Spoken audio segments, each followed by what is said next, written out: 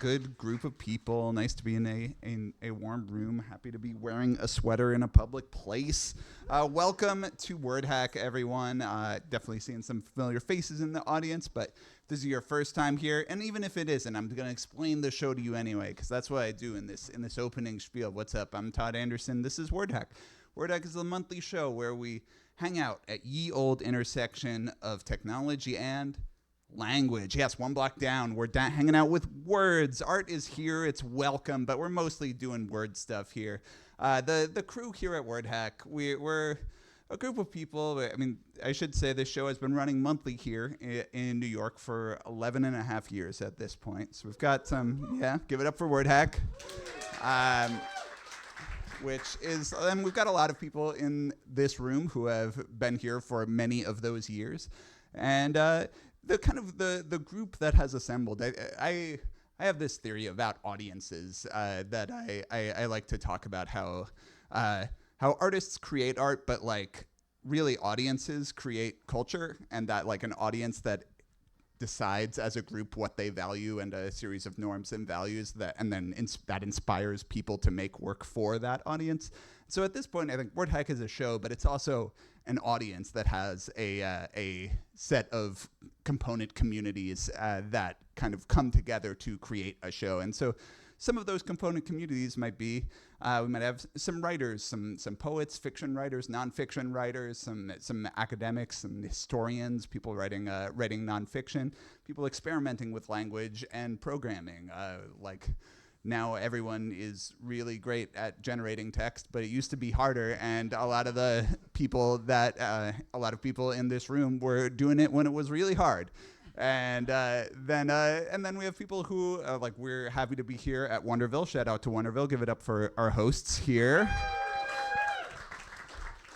And we have a lot of inroads here at WordHack to game making, a lot of people using words as part of games, whether it be in conversation engines, we're going to see a little bit of that later tonight, or narrative world building, whether it be the way language communicates the world of a game. We have all sorts of people from games coming in. We have people who are just making new technology that interacts with words in some way, ways of interacting with each other, communicating.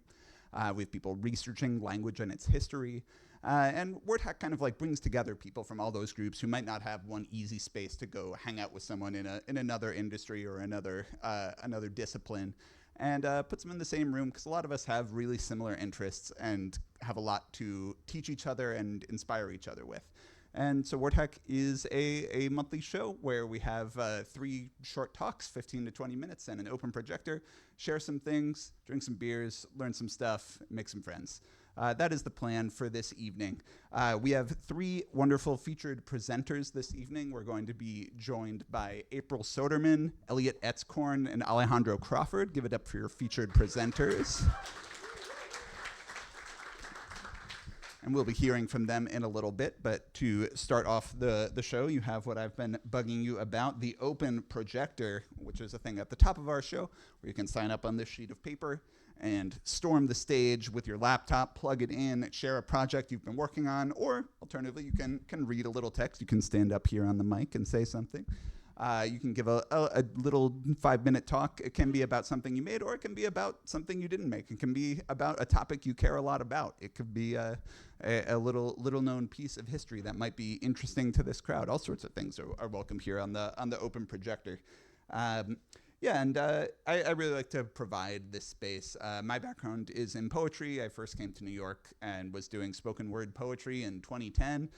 Which is really the heyday of slam poetry, or exciting time to be battling with words on the stage. I really benefited, it's hard to picture, but picture it. I really benefited a lot from just being able to walk into a space, put my name on a sheet of paper, and then you can go up and you can kind of let a room full of people know what you're about. And that can sometimes, it's surprisingly hard in New York City to let a room full of people know what you're about, especially if you don't really know that many people. Just getting a position where you can say actually, I think like this. And then you can find maybe someone else in that audience who also thinks like this, or thinks in a different way that is complementary.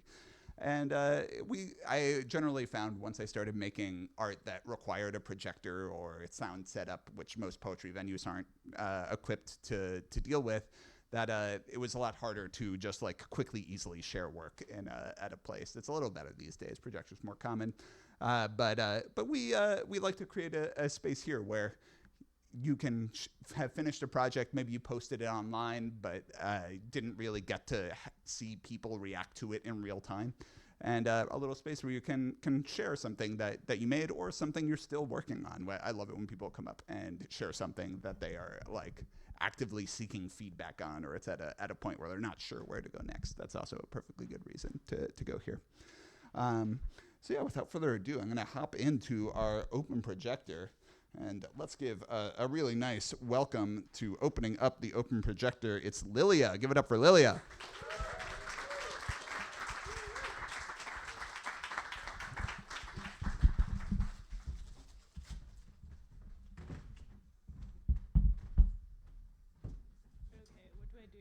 What do I do? All right, sorry, I lost the cable here. So this, you entertain the crowd while I find you this cable. Hi, I'm Lilia. Plug this in. Hi. Do you have sound? No. Okay, great. We're almost there.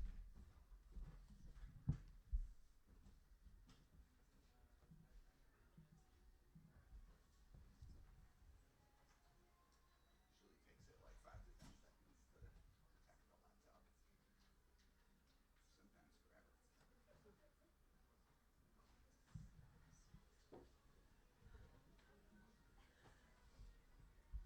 Sometimes forever. It's not centered. Oh no, don't look at my desktop. Oh my God, this is so embarrassing. Okay, it's good. Okay, hi, I'm Lilia. No,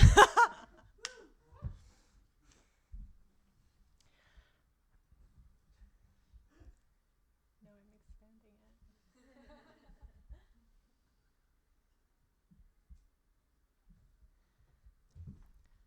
Recently, I read a blog post titled, "Can we get AI to write better?"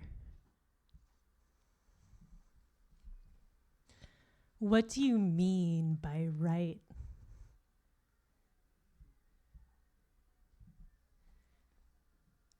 My understanding is that an artificial intelligence uses mathematical models to generate output in the form of words.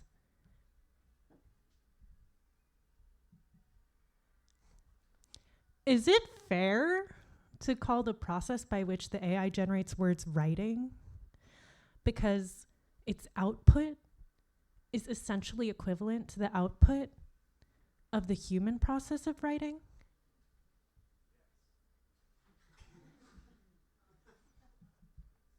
Is it accurate to call the process by which the AI generates words writing?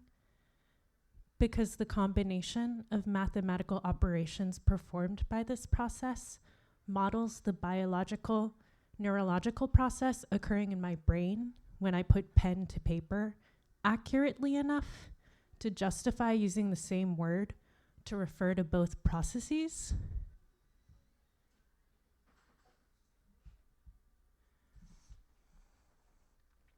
Does it make sense to consider writing, the neurological process happening in my brain, in isolation from all the other processes happening in my body simultaneously?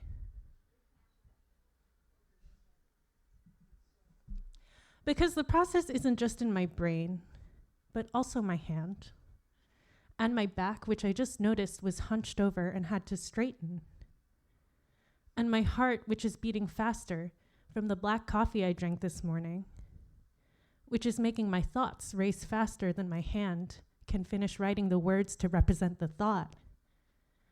And the muscles in my neck and face, which accumulate the tension of my mind, which has already begun to interrogate the thought that my hand hasn't even finished putting to paper.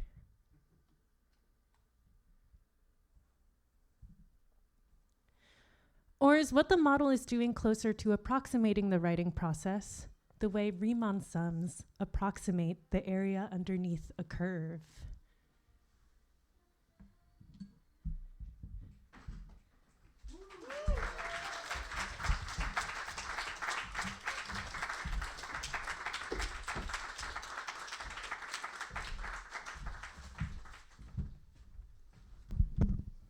Thank you, Lilia, for opening up the open projector. Really enjoyed that interface and that text. Up next on the open projector, let's give it up for Bill.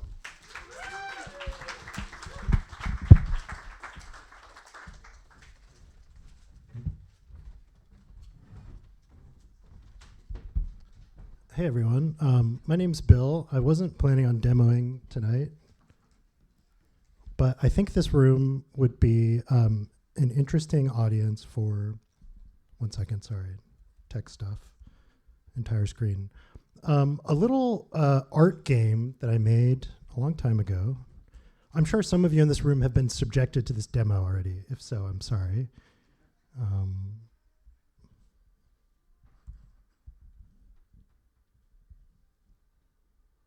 Okay, and I have just a couple slides. So briefly, I'll talk about taste, whatever that means, and then we'll talk about something I'm calling recognition games. I think someone might have a better name for these things. And then I'll show you the silly recognition game that I made called Met Guesser. We could play a round or two together. I think it'll be fun. Okay, should I do the slideshow thing? What does this look like? This is kind of fun. All right, yeah, let's roll with that. That's cool. So a blogger, a well-known blogger in like the tech world, wrote this blog post a year or two ago called "Taste is Eating Things," referencing this famous quote by some VC that like software is eating the world. Now people, of course, are saying AI is eating the world. Oh shit. Okay, sorry. I forgot what my slides actually are. I have like a theory of how to build taste. But this person's argument is basically that when AI can like write all the code for you, what matters is your taste, your product taste, your sense of visual, design, your aesthetics, all the touchy-feely stuff that like, engineers have kind of shit on for like years. Actually, this is like basically all that's left to differentiate your tech product from any other tech product. And like there was sort of this big discussion about this on Twitter. And I think like directionally it's correct. Obviously engineering's still hard. AI isn't that great at code, but like this is all kind of true. So if that's true, then like what are people like me, a neckbeard backend engineer, supposed to do? Like we got to figure out how to have taste, right? Okay. So I think that like obviously taste is a very complicated thing, but at the end of the day, we can kind of think about it as like something you can acquire and learn in like a deliberate manner. And so I have this kind of meme format, and I'm hypothesizing in a totally unempirically grounded way that like at the base of taste is like sensory experiences that you have in the world, as well as encounters, like reps, vibes, like just like living is sort of like the bottom layer. Above that, you learn some vocabulary to like describe those things and name those things, right? Above that, maybe we have a higher level of abstraction, like we draw distinctions between things, we tell stories. And then obviously we sort of deploy these things as like opinion strategies, blah, blah, blah. Okay, this is too wordy. Okay, there's this thing called a recognition game. The most famous recognition game, I think, is GeoGuessr. Is everyone familiar with GeoGuessr? So in GeoGuessr, you're dropped into a random place in the world, and you have to guess where you are.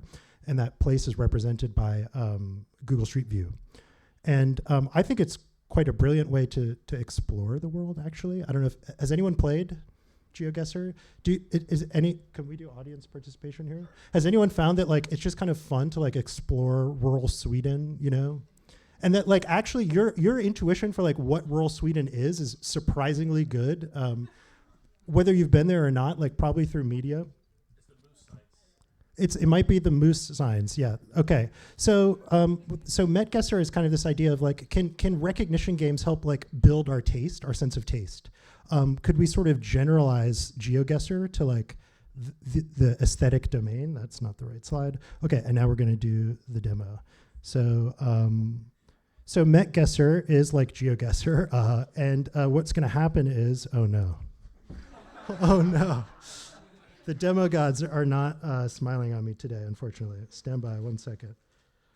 Incidentally, I think, I could just use some like UX help. So if, you make games or you like art or you want to like improve your taste in any of these things, come find me after the talk. But basically, we're just going to get shown a random image of an artwork or a cultural artifact from the Met. Can we see this? Kind of. It's a little glary, but so what we have to do is we have to guess some metadata properties of this art. So the title, the artist, the date it was made, the medium, and the location where it's from. And then an AI model is going to score our guess. And so we're kind of modeling this like GeoGuessr type thing. Okay, so let's play one round together. I'm probably almost at time. What do we think this thing is called? Full screen. That's not the title. All right. Any guesses? Let's just start throwing out guesses. What do we think it's called? What do we let's start with easy. What do we think it's made out of? Oil. I like oil. Sorry, I shouldn't shout into the mic. Okay, we think this is oil. What else? Canvas. All right, great. I'm here. I heard 19th century. 19th century? Do we like that? Okay, cool. Let's try it. Who do we think made it? Do we have a sense? Someone German. Made by someone German. So if this fits the criteria of a WordHacks thing, it's because we can kind of write AI prompts that can take these messy like free text responses and map them into a rubric or like numbers if we want. Okay, so we have medium, we have date. Any guesses as to the title? Ritual. Maybe the word dust. Landscape, Okay. Title is landscape. I don't know the answer to this, by the way, incidentally. Okay, so let's submit it. Let's hope Claude is working. Okay, so we got a score. We got 40 out of 100. And right now it's trying to give us partial credit. So these are the answers. And this is from the data set. So this is metadata that describes this artwork. And we got kind of close-ish, although I think my scoring function needs a little improvement. I think I'm probably at time. But what I like about MetGuesser is that I don't know anything about art. So I get to like kind of think about the piece a little bit.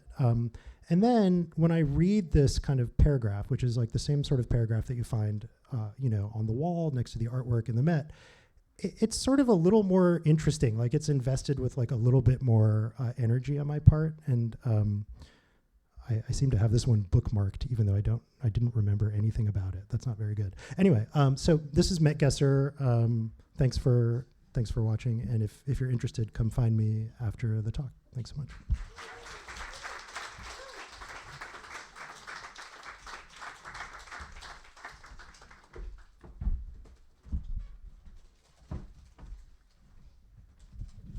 Thank you so much, Bill. Really enjoyed seeing that piece. Also, shout out to our audience on twitch.tv. I see you, Chudley61. Hello. Coming up next, a returning open projector fave. Give it up for Jamie.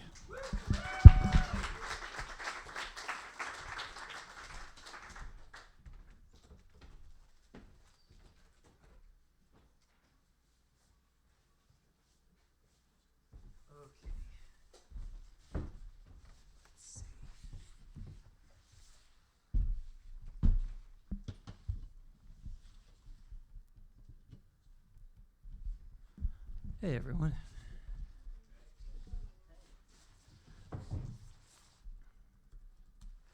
see if that works. Okay, it's doing the usual thing where the mouse on my screen is not the same as the mouse that the projector sees. So I'm going to have to look over my shoulder here. And okay, so I was biking over here about half an hour ago, and I was having some thoughts about an idea that I'm sort of turning over in my head and working on it, wanted to share. And I thought maybe if I get there early, I could put together some slides that would outline this idea. It's kind of more of a like share an idea type of a projector.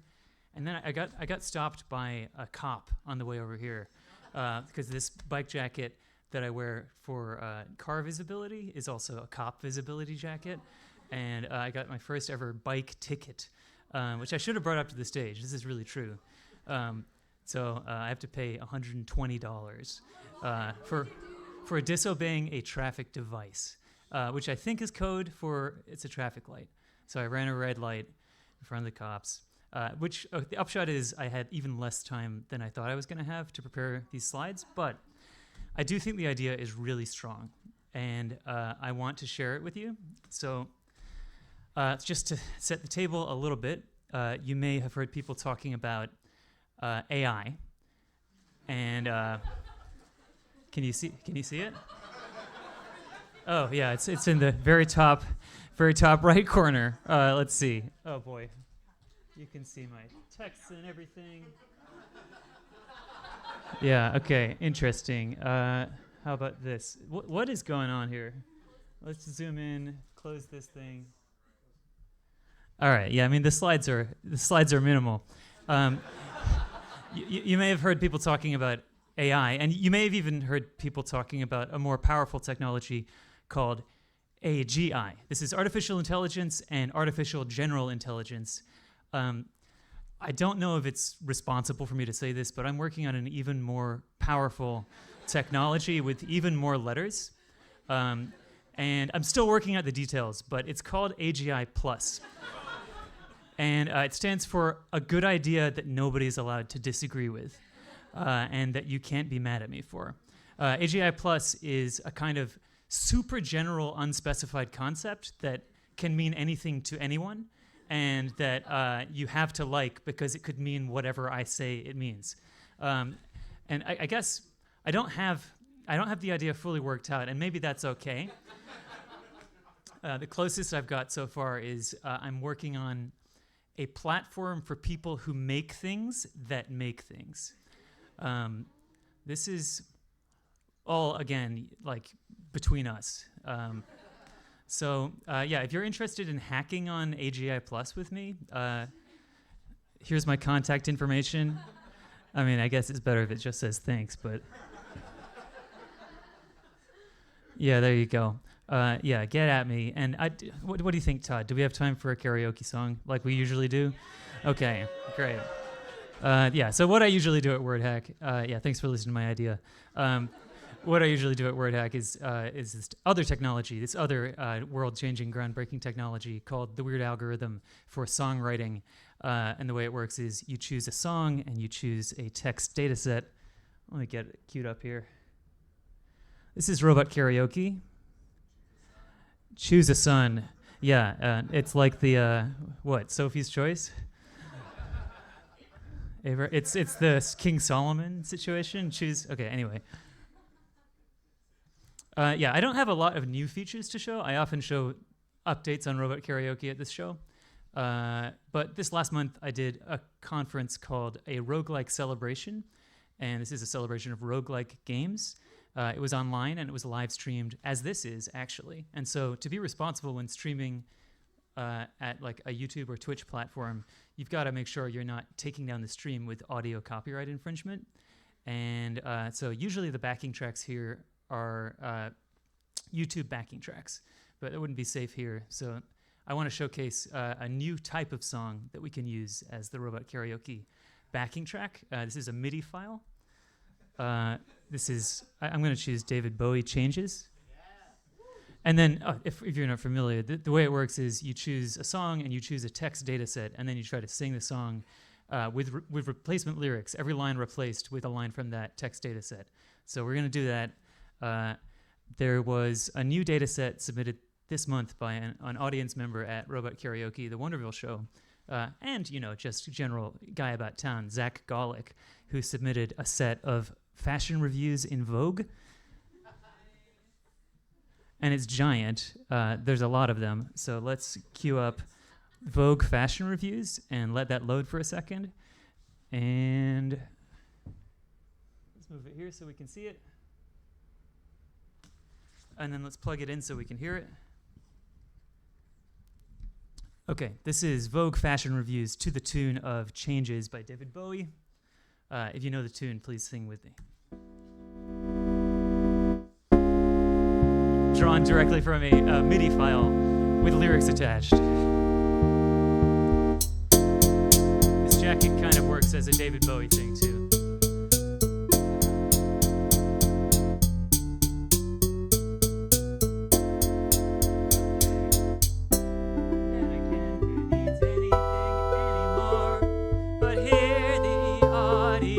Smiled 1,000 or so people. An old-time British detectives trade one extra large inverted pleats. Authenticity is the key. The Brian De Palma film. The famed American blanket maker. She really is one of our best. The silhouette changes.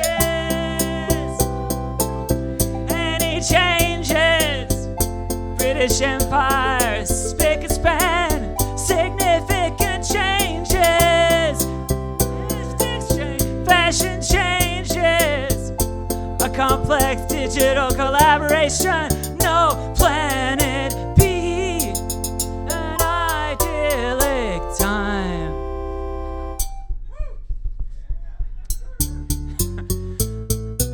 All right, it feels right at home at Wonderville, the MIDI track.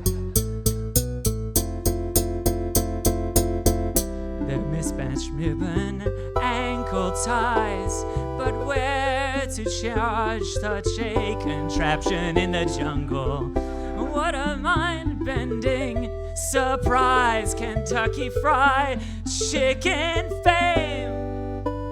The French business establishment, thematically it spanned worlds. Bold political proclamations, Johansson worked plenty of that into the silhouette changes. A few changes, another varsity inflected head, significant changes. The sea changes, Notre Dame's tailoring and silhouette building, VOTE, the audience time. His presentation, an equal degree. Complex file making, this richly blended stew, significant changes. A few changes, a United Nations soldier, significant changes. Stock exchanges, Valkyrie-esque model in Kessler, yellow knit tee, a nosebleed good time, a My Little Pony tee, a horrific time. Thank you.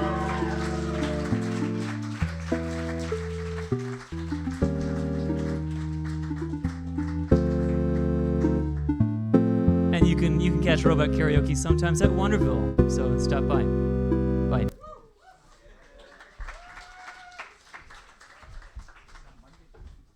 on Mondays, every 8 or 9 Mondays. You heard it here. Set that Google Calendar for every 8 or 9 Mondays at Wonderville. Don't want to miss Robot Karaoke. It's a lot of fun if you haven't done it before. Your karaoke fave re-enlivened by the screenplay from ER. All right, closing out our open projector, we have a beloved out-of-town guest who I love bullying to being in the open projector every time he's in town. It's Richard Lewei Huang.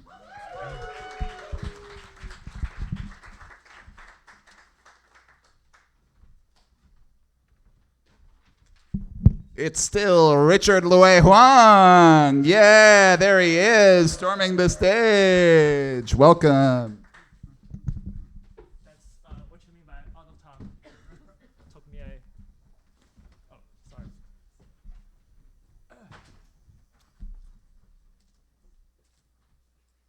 Is this? Oh, that's the audio. Yes.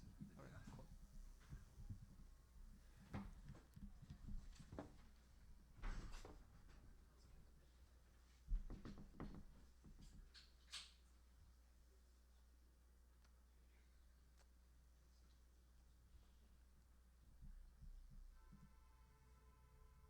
Well, oh, wow. The suspense. Okay. So, hello everyone. My name is Richard Lue Huang. I'm usually based in Seattle, Washington. This is really an impromptu trip to New York. I realized last week that if I don't travel, my Air France mouse, not Delta mouse, I just wanted to make that correction. My Air France mouse were going to expire, so I'm here. Wasn't really planning to do the presentation either, but since I'm here, why not? Okay, so let's talk about old web stuff. Nowadays on social media, nostalgia is a pretty big trend. A lot of Gen Z people are obsessed with the so-called Y2K web, and you have a lot of accounts on Instagram, on Tumblr, posting screenshots of old web pages, and this is a screenshot. I don't know whether. Oh, let's see if I can full screen it. So this is a screenshot actually posted by the Internet Archive, their official Instagram account. It's the domain. This is a screenshot of, I think, gmail.com before it was acquired by Google. Gmail back in August 15, 2000 stood for Garfield's Mail. So I guess, I don't know, lots of lasagna and stuff. My problem with these kind of screenshots, these kind of publications is that when they are doing the screenshots, first of all, they are using modern browsers to do the screenshots. So for example, if you look closely here, you can see the familiar macOS Aqua Glow, and also all the text is displayed in very nice anti-alias font, which were not the type of visual experience that people in the late 90s, early 2000s would have had when browsing these websites. My second pet peeve with these kinds of posts is that it just shows the top of the web page. It doesn't scroll. Sometimes a web page is long, and you don't really get to see the bottom part of the web page. So to address these two issues, I built my own bot, or my own master. Oh, what is this? Oh, that's the Wayback Machine's official account. I can't see the tab bar right now, so that's a problem. Okay, give me 1 second to make some adjustments. All right, and this is, by the way, another screenshot of Google.com. I think this is by the Instagram account of Web Design Museum. As you can see, all anti-alias font, and the familiar skeuomorphic buttons of the Windows 98 era is replaced by these kind of lifeless flat buttons on, I think, Windows 11. I don't know. All right, so my bot is currently running at this instance called mas.to/internet yellow pages bot, internet yellow pages _ bot, because I'm a PhD student at the University of Washington doing doing research in web archives and web history. So I collected a lot of physical. Let's see if I can have it here. So I've been collecting a lot of physical books that were published in the late 90s, early 2000s, that are basically yellow pages for the web. They have huge catalogs of website URLs listed in thematical categories. So I've been collecting these books, digitizing these books, putting all the URLs in these books in a database, and then scraping the archived web pages from the Wayback Machine. And going back to, and I built this website called the Past Internet Directory, which I presented here in September, which is a website that you can query all the historical URLs that are currently in my database. So if I click MP3, you'll be able to see, I think in the early 2000s, you were able to download MP3 from Lycos, and there's mp3.com, mp3fiend, and mpeg.org. You get the idea. So my Mastodon bot is basically a automatic bot that randomly chooses a URL from my database, and then loads the URL, loads the archive of that URL in a period appropriate browser. So in this case, it's Internet Explorer 5 running on Windows 2000. And then when it loads the URL, you'll be able to see the process of the browser loading the URL, and you'll be able to see the scrolling process. So when the URL is fully loaded, the browser will scroll the page down, and you'll be able to see the bottom of the page. I want to highlight, so this bot posts every day at 4 p.m. Pacific. I want to highlight today's web page, which is an interesting one. It's a virtual pit cemetery. Let's just give it a moment, and let's see the cemetery in its full glory.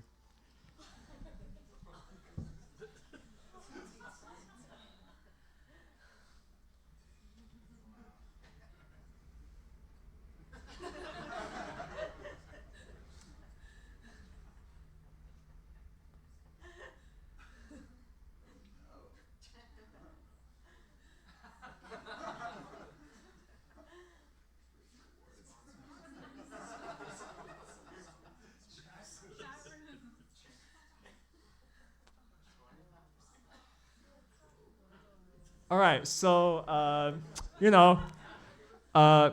lot of memories that are recorded in this cemetery. I'm actually not sure how long that cemetery actually existed on the web.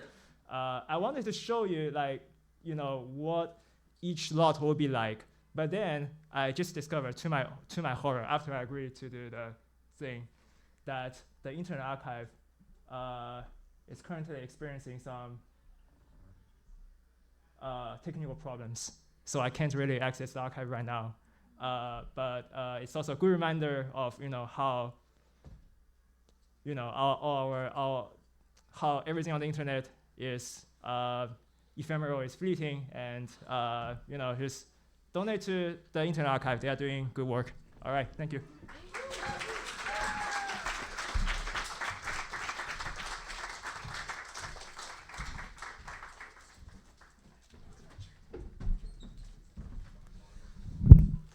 Let's give it up one more time for Richard. Yeah, I've been strongly experiencing the ephemerality of the internet via my service provider, Optimum. I don't know if we have any other ephemerality experiencers in the chat, but it's been a rough one. Please donate to Verizon so they'll come to my block.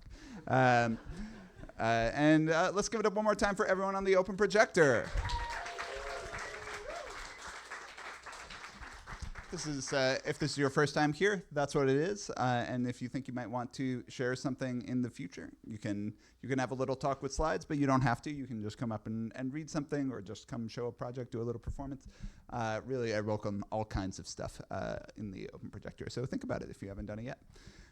We are ready to hop into the main portion of our program, and we have our first presenter. Alejandro, are you in the room? Oh, hey, all right, there he is. I don't want to introduce someone who's not in the room. Really excited to welcome back to WordHack Alejandro Crawford. Alejandro's a really amazing writer, video artist, visual artist, and game maker who's got a really amazing, mind-bending, immersive simulation to share with us. It's time to go to the island. Give it up for Alejandro.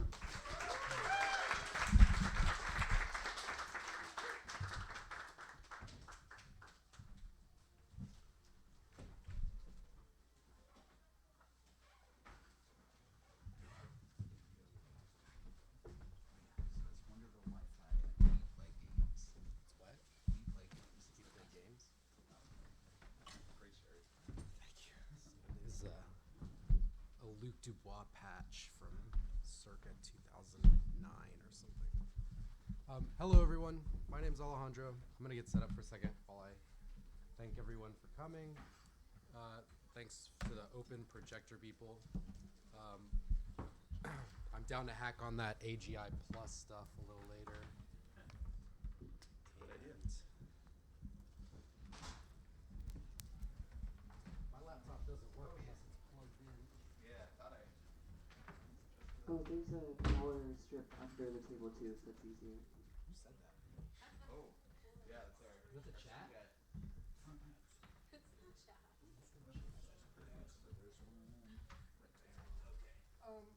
So my name is Alejandro. I'm I was gonna follow you. Oh yeah, no, I'm gonna do it like this. Is much cooler. Documentary style. This is much cooler. I'm a writer, a poet.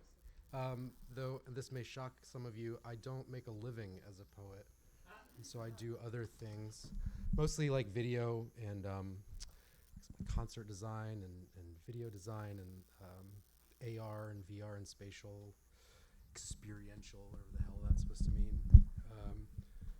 But I'm not here to talk about any of that stuff. Today, I'm excited to share some stuff that I haven't really shared before, but I've been working on it for a long time. And it's like nowhere close to done because it's just this thing that I kind of peck away at. And it's like a good old-fashioned story. So if you'll indulge me in that, I'm going to get on the internet first. I have zero short-term memory, so you have to like tell me all of that again. Right. Wonderville. Wonderville Wi-Fi is the network. Got it. Whoop.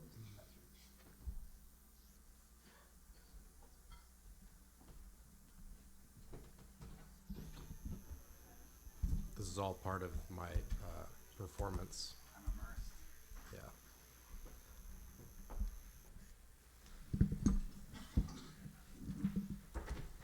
Yeah. Oh, cool. It just rebooted.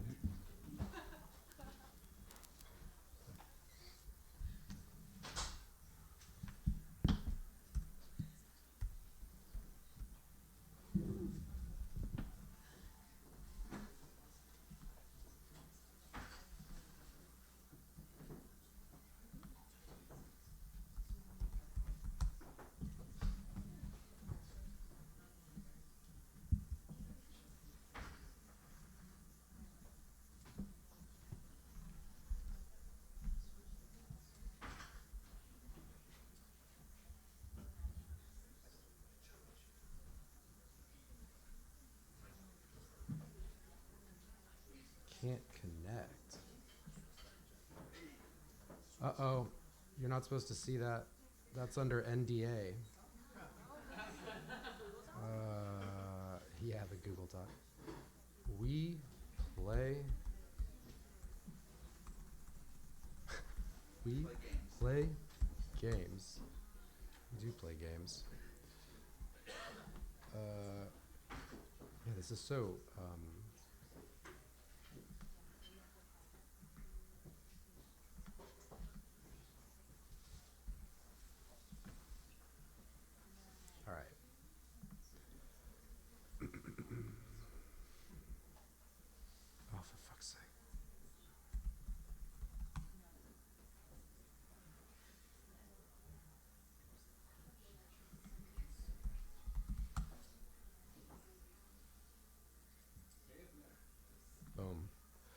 Okay. That's me. And I've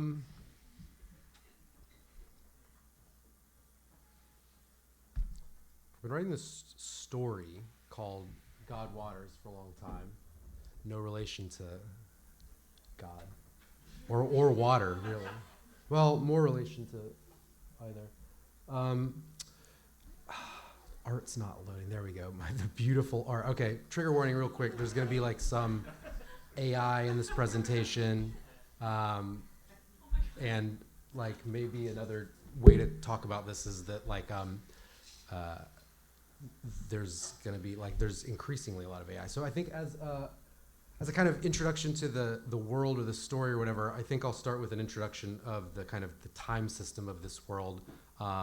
Something that I'm not really calling rad time, though I thought it would be funny to call it that.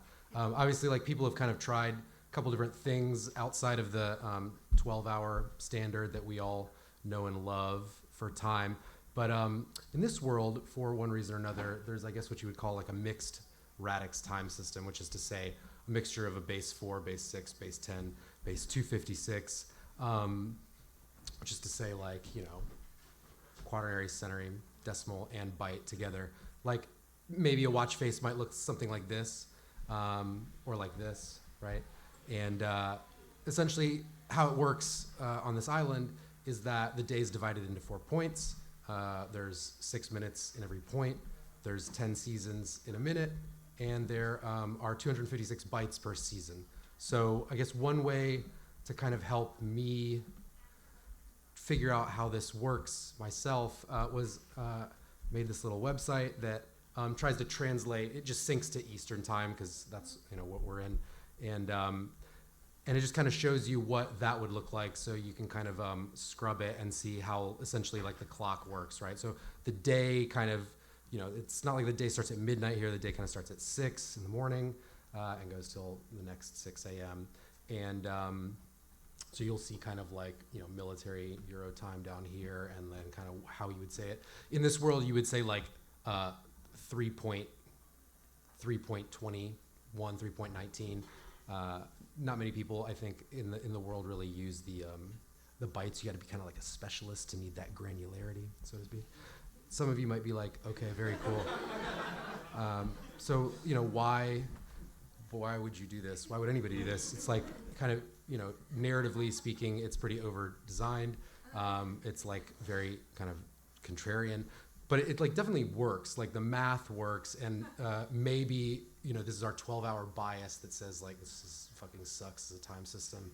It's complicated. It's hard to like translate back and forth, which is cool because like it makes you, the player, truly feel like an outsider, an alien. Like you're you get a watch at the very beginning, like as kind of like an item in your inventory, but it's like a 12-hour watch, and then like a dude who's like really into watches happens to see you and is like, what the fuck is that? So who would invent some kind of ridiculous time system like this? This is a story that deals with like a reclusive kind of mad scientist who is a nepo baby. He was like the heir to this corporation that's called Castle. Basically, like he's kind of like a boy genius. The company's already doing great, right? It's like a multinational corporation, kind of runs global food distribution systems, big ag, if you will. But started as a mom and pop, like Euro, little kind of like bodega type thing in Spain. And the mother's side of the family is kind of more the one that inherited it, scaled up from that by her, but then kind of like transformed into this kind of like everything app by this kind of so-called young genius. Maybe he had an AGI plus, maybe he didn't do all the work himself, I don't know. But the point is that by the time he's kind of like 12, 13, 14, this is like the app that the whole world runs on, right? Like it's like kind of like, this is like Elon's wet dream or whatever, but like it does everything from finance to commerce to food production. And this is like a really smart kid allegedly in this world, but he dies at 14. He's like, they're unveiling this kind of like incredible, like from field to like, it's like a vertical wheat factory that is a flour factory. It turns wheat into flour, and it grows kind of at an incredible rate. The problem is this guy's kind of like a little bit crazy, and so he does a thing. He's like, tinkering around with genetics, and he kind of like releases these very invasive carp like into water systems all over the world. They happen to have like the branding of of the company like pixelated in the scales of the carp. In the story, like it's like French fisherman catches one and like posts it on social media, and everybody's like, "Oh shit, I see one too! I see one too!" So this freaks out the scientific community. It freaks out like the shareholders. That's the main thing. And so the family privately agrees to fake his death and get him out of the picture to respect shareholder value. And so kind of part of that deal that the family secretly makes is that they agree to fund, we're talking, he builds an artificial island, and like he goes and fucks off at Point Nemo, which is like the point of geographic inaccessibility, the pole of inaccessibility. It's like the place on the planet in the ocean that's furthest away from, I guess, anything else. They also like change maritime law, so it's like privatized, and you can't like go through it. You can't take satellite images of it. So it's a writing project that I've kind of, oh, fuck you. All right, let me record. It's a, one second. Is this part of it? Yeah, this is like, I'm doing like method stuff right now. Yeah, share it. I shared it. All right, it made it to outer space and back, boom. So it's been a writing project for a long time, and I've been using game engines kind of more as a writing tool because I want to be able to kind of spatialize stuff when I'm writing and understand like just, fuck off. I didn't want to log into my other, yeah, we're just gonna do this.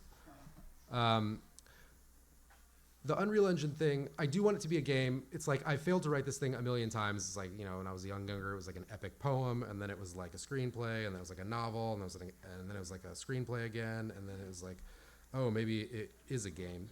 And I think game is the thing I've settled on as the most interesting, kind of truest form of it. And all this to say, games are hard to make, especially like when one person tries to make a game, especially like an RPG. Which, spoiler alert, is kind of what this thing is kind of trafficking in, so to speak. But it's essentially like this, you don't know it's an artificial island, but I guess like if you were to see it kind of from the back, you would see the kind of like, Mickey Mouse scaffolding, and you don't have to dig too deep on the island to kind of cut through the fake topsoil, and there's kind of a whole tunnel system under it. But this mad scientist lives in exile in this kind of tower, and he's got a whole village of villagers that just kind of live in this suburban weird village thing. So that's all like the kind of like, there's backstory, right? And I've spent a lot of time making all of this kind of like ancillary archival text and media that goes along with it to kind of explain this. So Godwater is the title character. He lives kind of like 50 years after this kind of so-called death of the antagonist.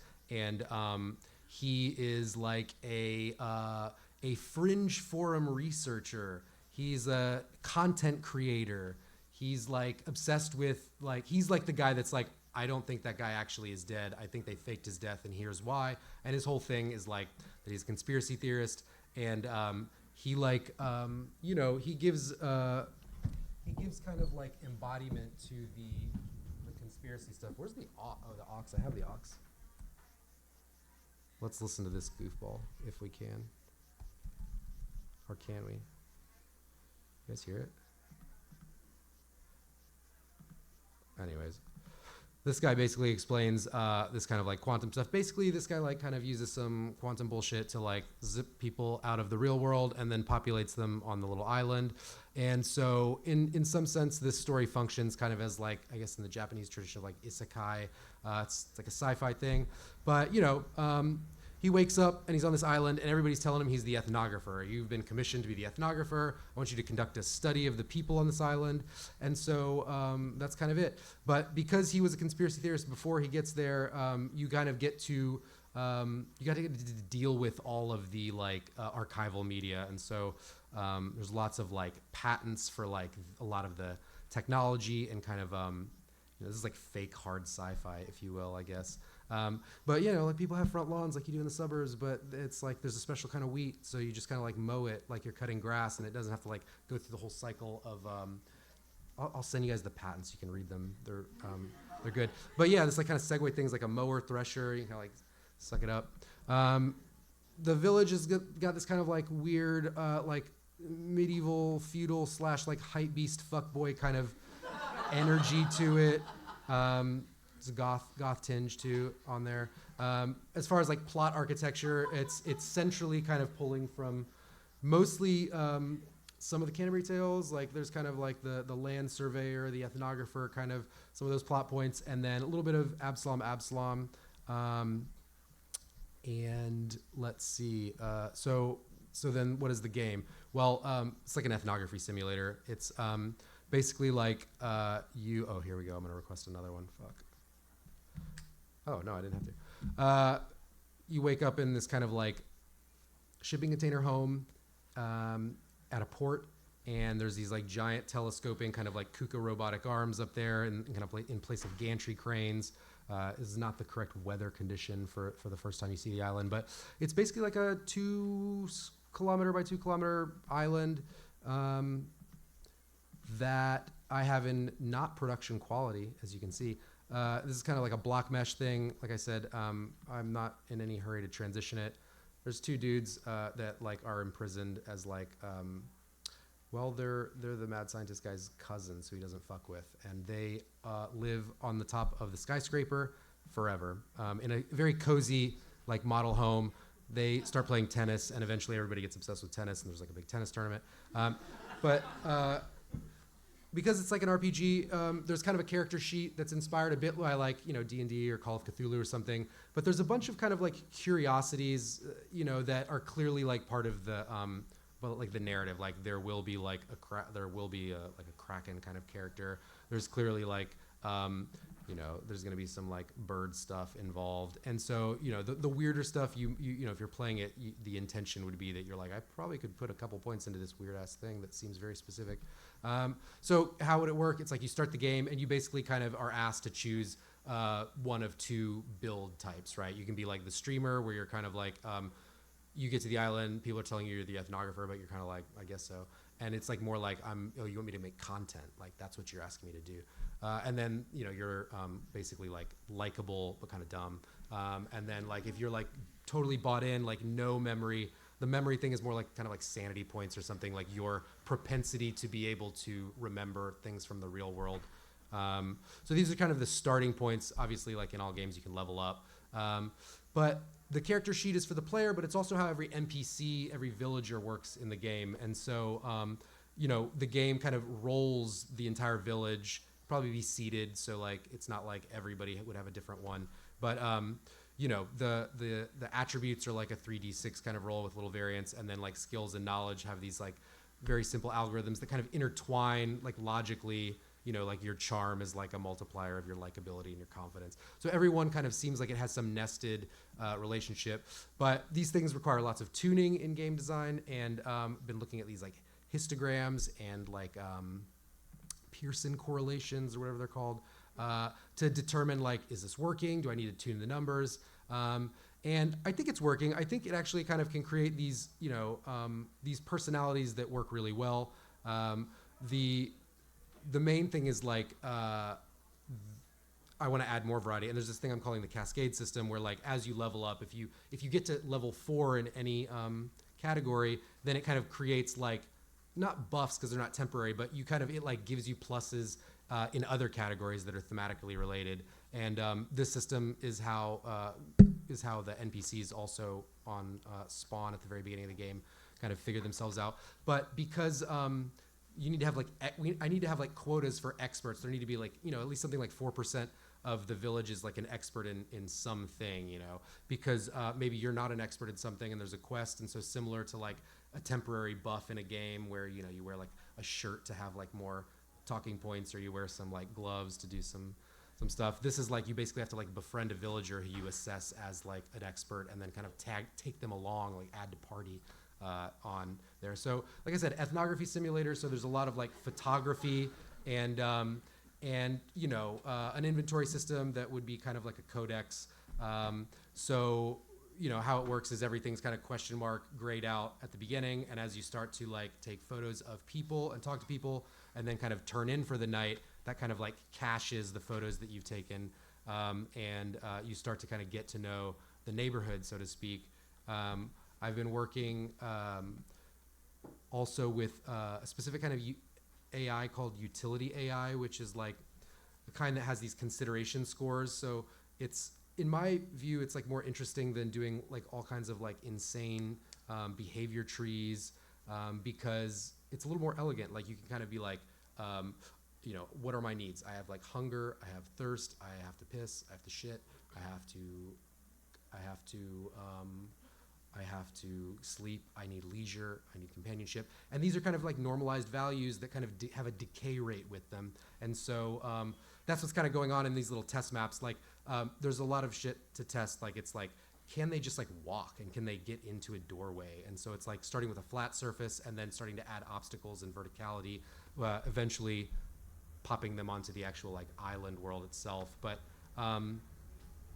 that's utility AI. And then the other kind of component of it is like to tinker with LLM-based kind of solutions for some of the characters, though this is proving very challenging because no matter how well you kind of write these protocols for it, like who do I know, who do I not know, my knowledge of the geography of the island, like who I am, what like, you know, there's like a game state kind of thing, so it's like what the player has done or not done. There's all this stuff that the character would need to know, but they don't really follow these rules very well. And I think the main thing though is like, if you crunch the numbers on like, I'm gonna have a game where like every NPC is like an LLM, and then it's like, oh cool, then you're gonna go bankrupt because like you're gonna be subsidizing like tokens for like all your users, and it's just not gonna work, at least at like the kind of economy of scale we're at now. But perhaps there's a route where like LLMs can like essentially help out with the like writing of all the corpuses, and then you can kind of maybe train a local model that you bake into the app to deal with all this. Anyway, I've rambled for a while. This is a very like not a finished product, so thank you for like indulging me with like sharing this. I haven't really shared this project with anybody yet, but it's something I'm very excited about and something I want to kind of like keep pecking away at. Very different than a lot of the other stuff that I do. So if you want to chat more about it, I'm sure I would. Thank you. Bye.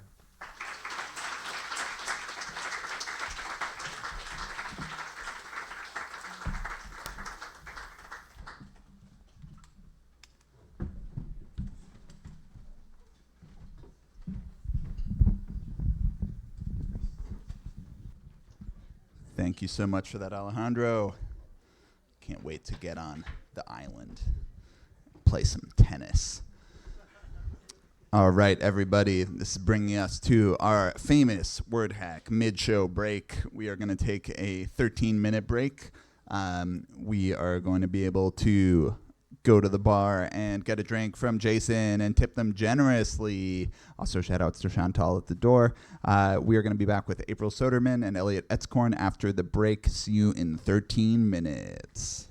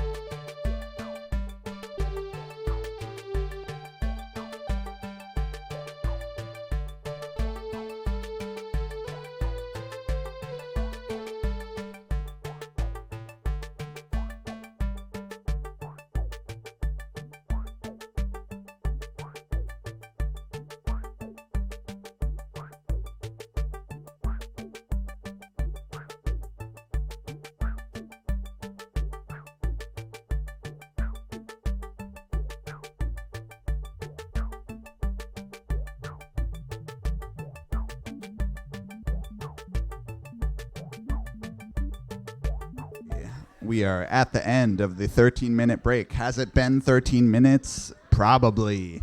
That means it's time to find those seats. Time to get back in those chairs. This is the vamping portion of the show, and the next set will start as soon as everyone is situated and finishing up their conversations. Yeah, all right. Well, that took a little less time than usual. Really great to see you. Welcome to WordHack 2, the sequel to WordHack, which started earlier this evening. Thank you all for sticking around for WordHack 2. We have two more amazing presenters for you this second half of the show, or first half and second half of WordHack 2. We are going to be joined momentarily by April Soetarman, really amazing returning presenter here at WordHack. April is an amazing designer, writer, creator of exciting ways to experience narrative. It's hard to describe exactly to categorize April's work, but it spans websites and immersive installations, theater, and games. Really excited to see what she has to share with us this time. Give it up for April Soetarman.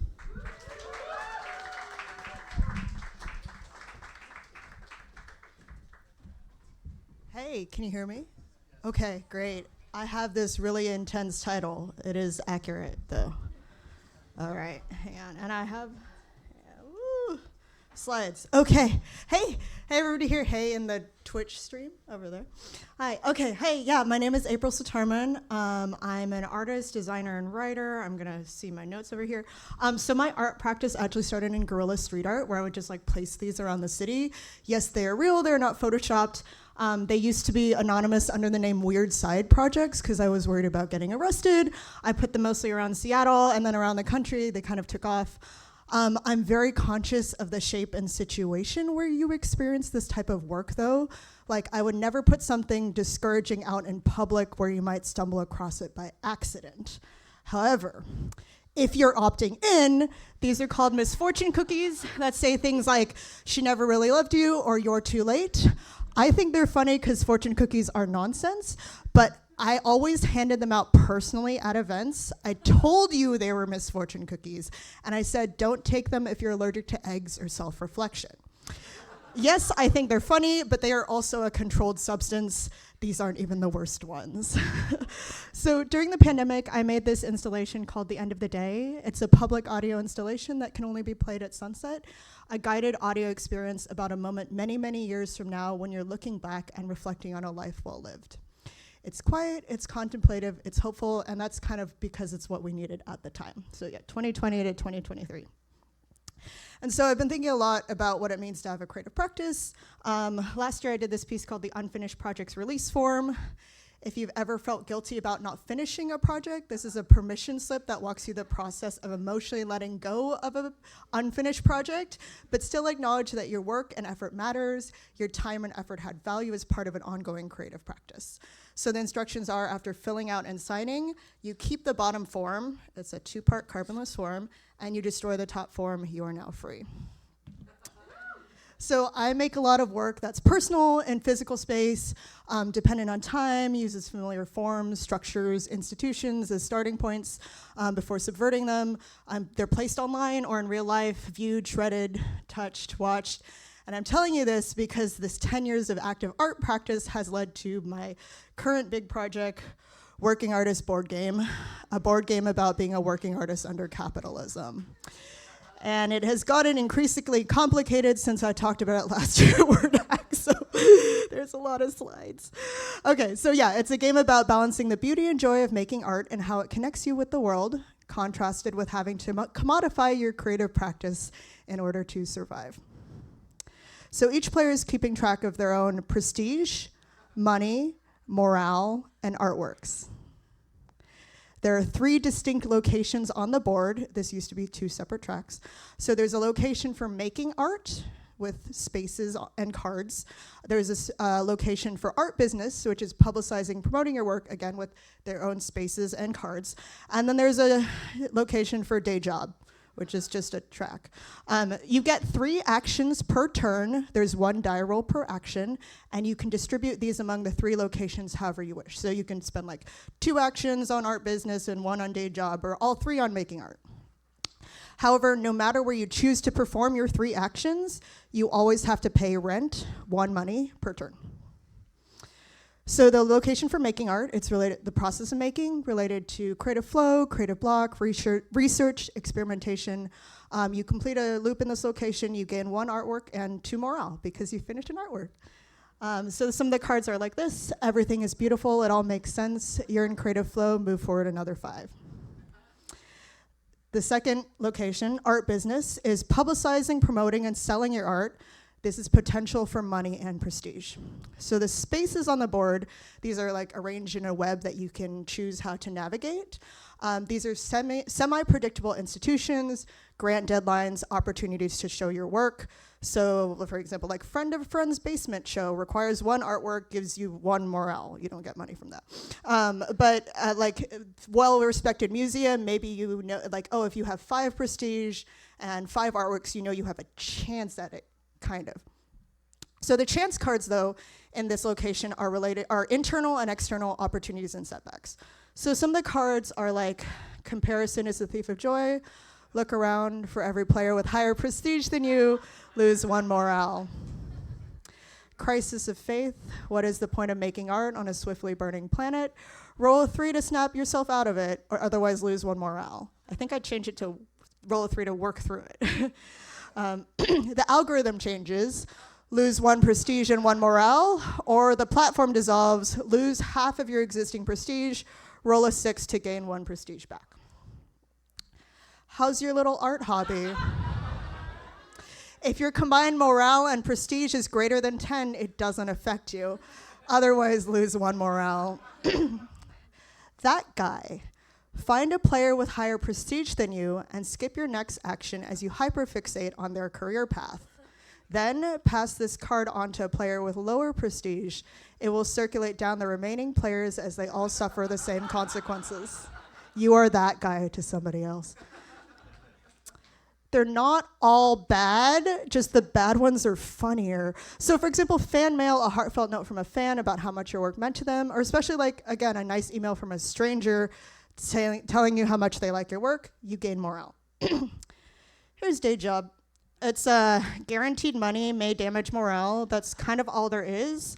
If you have a day job, you do have to consistently devote an action to keep your day job. If you quit your day, you can quit your day job, but then it costs more actions to reacquire a day job. So if you just hold on to it. Okay.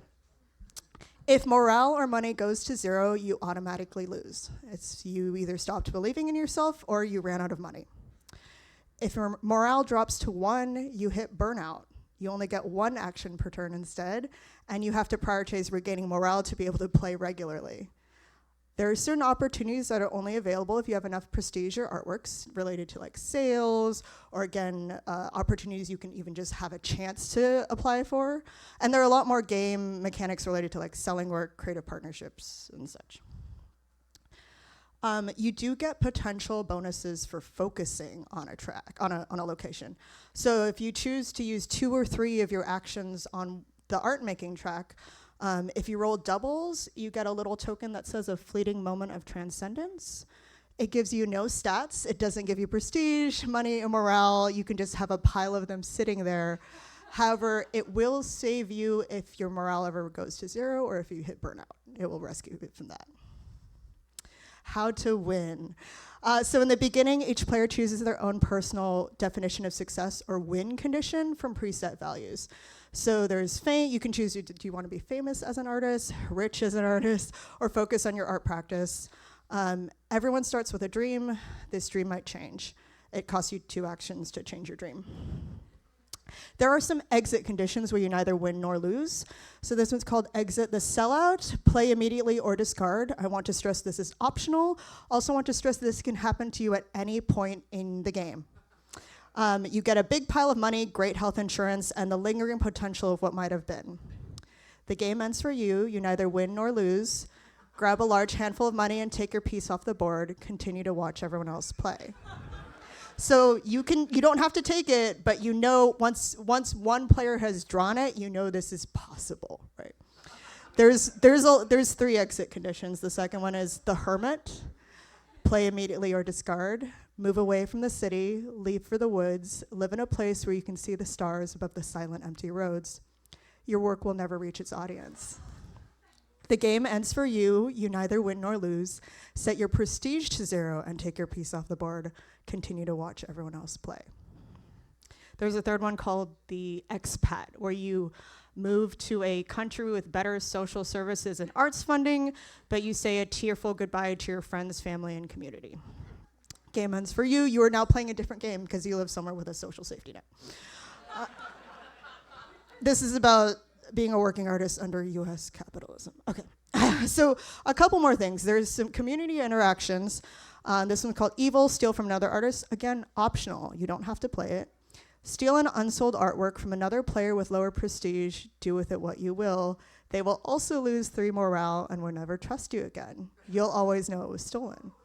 So that I want to clarify that plagiarism here means claiming that you made an artwork when someone else did, not like inspired by, because I've had some people argue with me and I'm like, that's not plagiarism. I'm like, no. If you say you made a thing that someone else made, that's plagiarism. As a side note, everyone's art is color-coded, so the entire community will know that you plagiarized it. And they will see you doing it, but they will always be reminded. But again, if your goal is, if you have a certain goal, you could maybe use this to get ahead. More community interactions. I like your work. So if you run into another player on the publicity track and you remember to say, I like your work, they gain morale. But you have to remember to tell them that you like their work. And another thing that I've noticed in all these playtests, when a player runs out of money, it's happened in most playtests, someone will look down and will be like, oops, I ran out of money. And I'll be like, this is an interesting way that you treat money. However, there's another play, in these playtests though, another player has always tried to help this player out. Either by buying work or giving them money or like loaning them money. But it is a thing where like, despite the plagiarism card that many people have taken, there is also this impulse where when someone has run out of money, we don't like seeing each other lose. So endings. I'm still working on the endings because like what is winning? What is success as an artist, right? When you get to a place you thought you wanted, it's not like it's over, right? Like no one's like, okay, cool, I got this one award and I have no other questions about the world now, I'm done, I'm gonna retire. But right now, if you hit your like win condition, the winner gets a crown that says good at art, and the back is like your abilities met your expectations.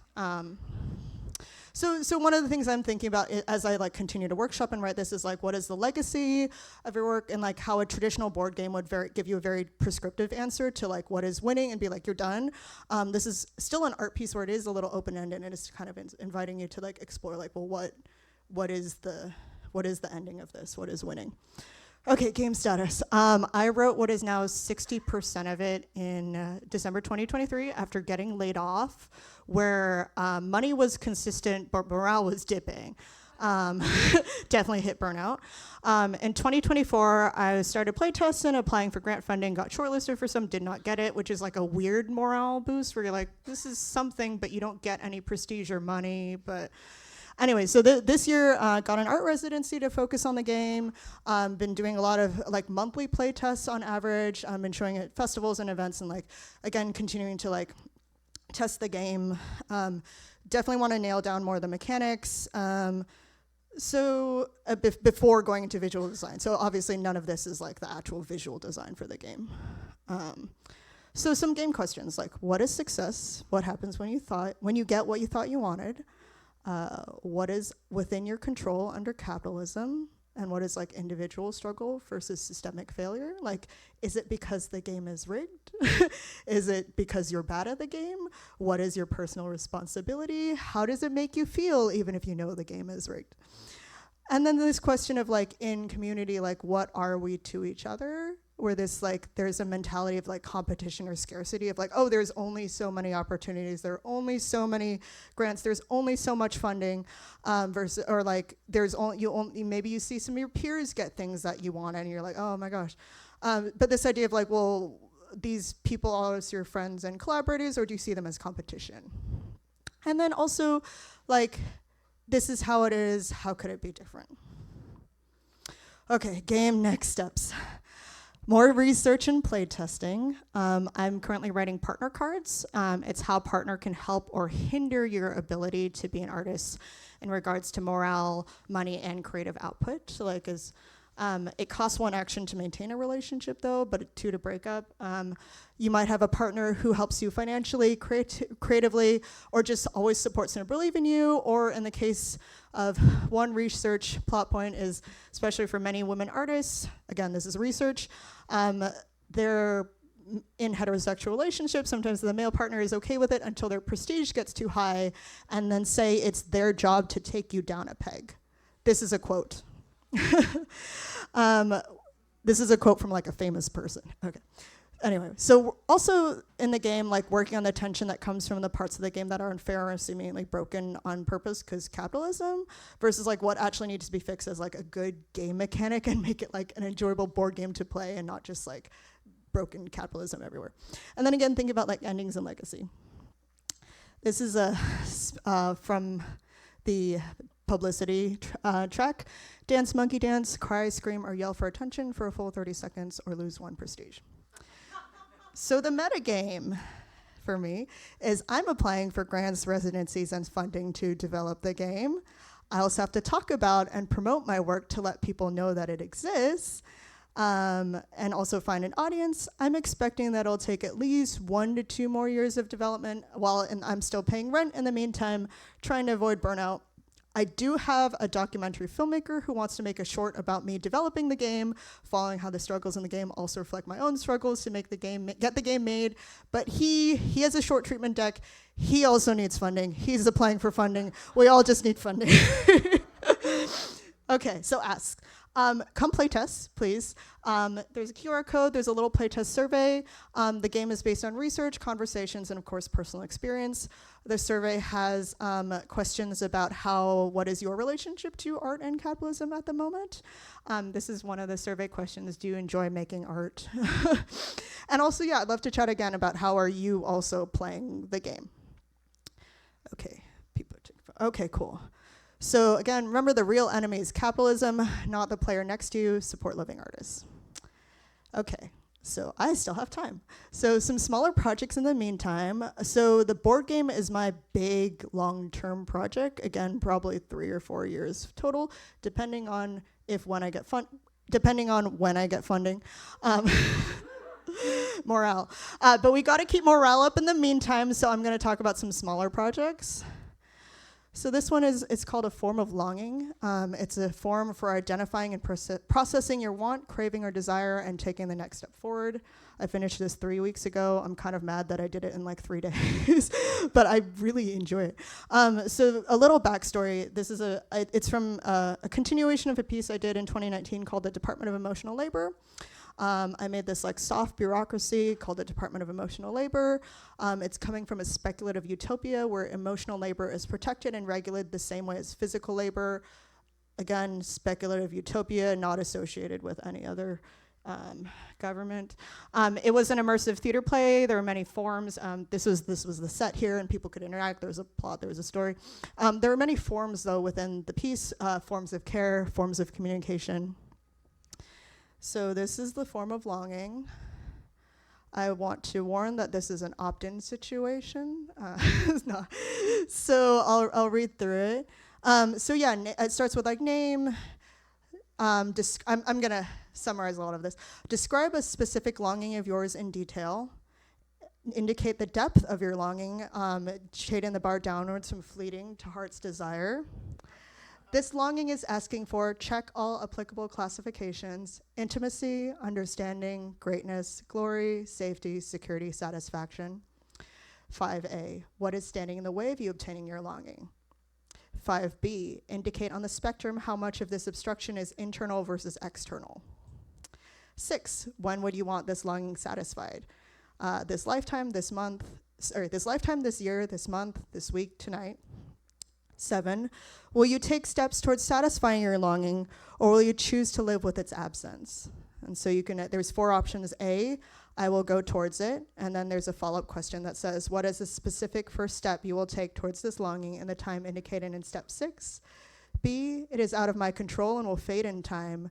C, it is within my control and will fade in time. Or D, it will continue to haunt me. See option B. And so there's a little vignette there for folks who choose option B. And then you sign, I swear that the above longing is true, and I will live with the consequences of my action or inaction. Sign here and date, and there is an embossed Department of Emotional Labor seal on it over here. My friend Kelly Anderson did this amazing logo for me, and so it's embossed on here. It's very official. I have these afterwards, we can talk. So I also designed and teach a class on all of the above in terms of like exploring narrative and stories in different formats. So it's a class I teach at the School for Poet and Computation called Narrative Constellations, Exploring Choice, Time, and Location-Based Storytelling. I really like this class because it's all the things I'm interested in, except I formalized it and made a syllabus. And it's a class for artists and writers who want to explore storytelling through choice, time, and location-based narratives in different mediums, from objects to spaces to sunsets. We just had admissions closed for winter 2026, and it's a 10-week class online, though, and anyone can apply. So this is the student showcase for the latest class, winter 2025, built by my wonderful assistant teacher, Lee Beckwith. So you can click on the subway door or this house door, and they're different because we had two class sections themed differently, and the students discussed and picked their themes in relation to their classes, thinking about how their projects related to each other. So the student projects are in various mediums. They're in person, they're online, they're location-based, print, twine, audio. They're really funny, poignant, thoughtful, and you can't experience all the projects fully, since some of them you do have to be outside or by the ocean or at a certain time. But there is documentation of all the work. So you can kind of see over here, we have over here, Beth's project, which is a short story in the format of a Wikipedia page. Kano's project over here involves going outside with a mirror, and there's a little PDF map of like how you're exploring the sky. Alex's project is a sheep horror game. A horror sheep, yeah, it's a sheep horror game. It is that is an accurate description. You are a sheep, EWE. Wadia's project over here, the grief is never ending, and so is the ocean, and it's a piece that you do by the ocean. Coping Mechanisms in Meetings by Ruby is a game that is formatted like Google Docs, so you could it's like how are games like, yeah, it's like an office game, and looks like a Google Doc, even though you can still click them and play. And Krish's short story in the format of IKEA manual. And there's so many more projects, and they're all really wonderful, and they're tagged by medium and theme as well, so you can kind of sort through and see the title and like the mediums of like poetry, web fiction, and the tags of like relationships, personal growth, subconscious, map, interactive. And so again, a lot of like really wonderful student work, and I encourage you to just like explore the website and see everything else they've made. Cool, and so this is my work. I'm gonna do one small plug, because capitalism, I sell these things and many other things on my store. So if you have stuff you want to buy for an artist in your life, I'm playing the game right now all the time. Anyway, we'll love to chat. Thank you. And do we have time for like a question or two? Or yeah, 2 questions. I don't 1 or 2 questions. No questions. Find me later. Oh yes.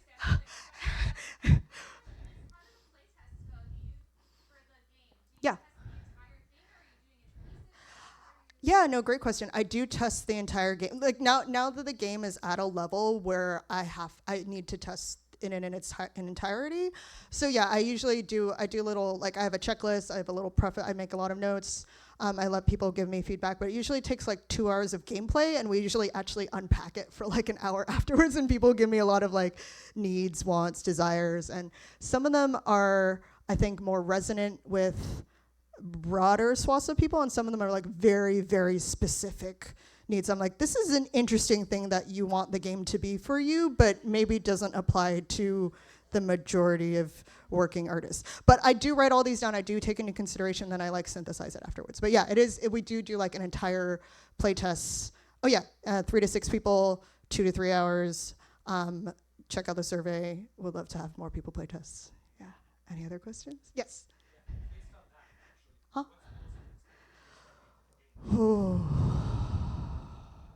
okay, there was a complaint in, okay, well, this is answering both questions. Okay, so one of them is someone was like, well, what if you hate your work and yourself and you think you'll never make anything good and it'll all suck and it'll never amount to anything? I'm like, this is not a problem my game can solve. I'm sorry you feel this way. Because I think there's things that you learn about other people's relationship to their creative practice. And that's why, again, I'm trying to, in the survey even, I've been like, what is your, or like, how long you've been working? Or some folks who are like, like I've seen some people that like, someone played and they're like, you don't need a day job. And she was like, you don't have to do day job. And she like caught the card called You as a Brand, where you can choose to sacrifice an indeterminate amount of morale in exchange for prestige. So it could kill you because like, you might get like 6 prestige, but you might lose like 20 morale. But she was just playing fast and loose, and she ended up winning because she's like, I can sacrifice my moments of transcendence. I can do this, and she was playing so risky. And I was like, this is scary to me. But she won. So it's just seeing again, like also seeing all the players who like look down and realize they're out of money. I was like, this is really interesting to be like, you don't pay attention to the money at all, even though I'm like, I keep on saying, if you run out of money, you lose. If you run out of money, you lose. So, and then sometimes people will argue. They're like, well, what if I just move in with somebody? And I'm like, yeah, but it is interesting how some people will accept their fate and some, again, will play kind of fast and loose, or some people, like, I don't know if they like making art. So yeah, and that's just interesting discovering a lot of this, but there is a point where I'm like, I feel like by the time I write something in the game, it's not just like one opinion at that point. Like all the stuff I've shown, it's like, oh, I've tested and make sure I'm like, okay, I'm not just the one person who thinks this, or I've like either read other people's work or talked to other people or like seen it happen more than once. And like, there's like academic writing on this stuff too. Like there's all these things where I'm trying to make sure it's not just like, this is a weird thing that doesn't happen to anyone. I'm like, no, these are things that it's not just me, it's not just you. It's like, it's many people, and it's like, this is like part of the system of the game of capitalism, of being a working artist under it and trying to be creative. So yeah, cool. Yes, Eleanor. Okay. I'm curious if you had non-artists playtest the game, and if so, do they then understand the experience of artists better after they play the game? Yes, so that's I wish I could click on the survey right now. There is one of them of like, what is your current relationship? And some of them are like, oh, are they, I think one of the options is like, I'm not a working artist, but someone I care about is, like if they're their partner or their family member or something like that. Or at the moment, it's not so useful for me to play test with people who are like not artists and also don't like games, because like they're not my audience in the first place. It is something where I try to do this like as an entry point of understanding of like, hey, why is your friend on the studio all the time? Or like, I have had people being like, oh, this will help. They're like, I hope this will help my partner understand why I'm like stressed out at all these things because I'm playing whack-a-mole. So I think it is something where like, at the moment though, like it's not useful for me because I need either people who are like conceptually critiquing it or like game designer feedback. And so to have someone who's neither of those is not useful at the moment, and maybe down the line, but it is like, yeah, but it is something that has been, people have like, I think it has been a little bit, but there has also, one more thing. There's also been the ask of someone who's like, oh, this will tell me, like fresh grads have seen it. They'll be like, oh, this will tell me how to be a working artist. I'm like, no, they're like, oh, it's an instruction manual. It's not an instruction manual. So yeah, it has been interesting seeing the feedback from like fresh grads, and I've seen like working, like decades-long working artists, and like, what if we burned the whole board down? I'm like, yeah, that's an interesting perspective, and also valid because again, capitalism. But that's not what a game designer would say. So yeah. Cool, thank you. Anyway, find me later. Thank you.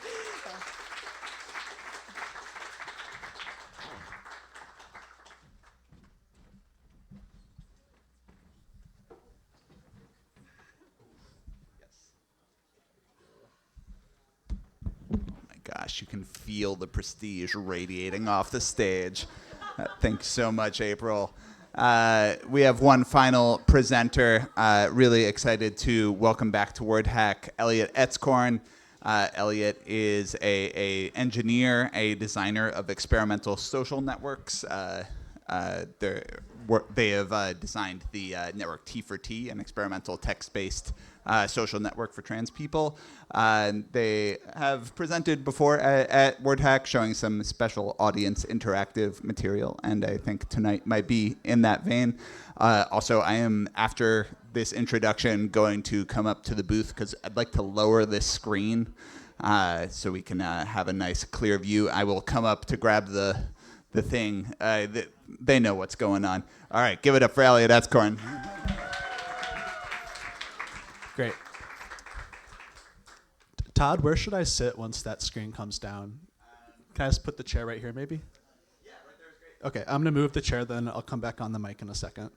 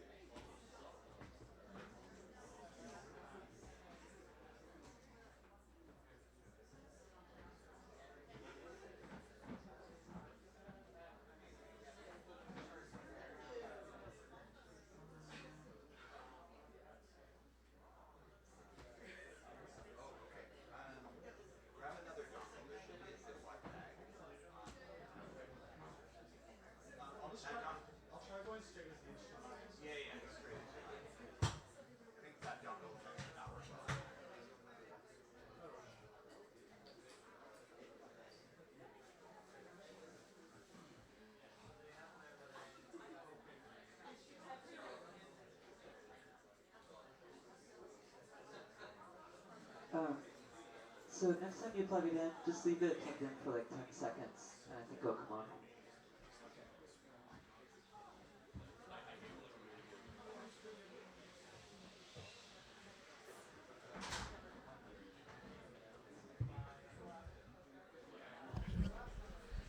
Okay, great.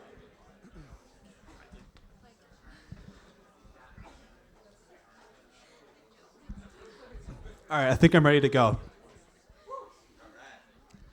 Hello, I'm Elliott Etzkorn. I'm a software engineer and an artist. And yeah, I'm not really going to give a presentation in the sense of presenting slides or talking about my work. I'm trying something kind of risky. I'm trying a performance. I'm also trying a performance I've never tried before, using kind of a form of presenting I've never tried before. So this is a little bit of like a high risk performance. So we'll see. Also, I wanted to ask if the people manning this or operating the stream, if you would please like cut the stream actually. This presentation is going to involve like some level of audience trust. And yeah, I think it'll work better if like we all know that the presentation is like just in this room, not being broadcast. And to that point too, if you wouldn't mind not like videoing it.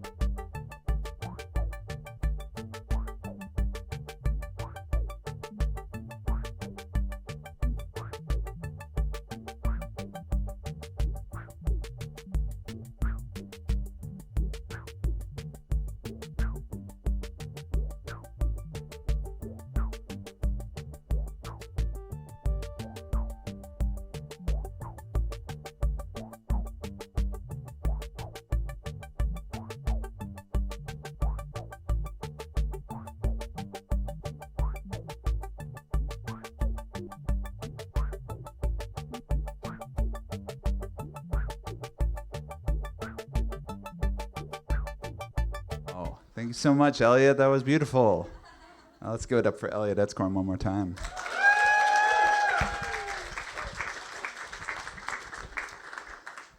I was listening to NPR this morning and about the Australia just banned social media for people under 18, and my partner and I were talking this morning about how, like, you could raise the age a little bit, like, and I don't know. It was, we're just kind of talking like, oh yeah, what if just social media was illegal? Would that be so bad? And then I was like, this is social media I could get down with, just like one of these every couple of weeks, just kind of get it out there. And that was really nice. I feel like I have a sense of like a sufficiently security anonymized perception of the people in this room with non-trackable, non-identifiable characteristics, but yet I feel closer. So thank you, Elliott, for that. This has been WordHack. I hope you had a good time.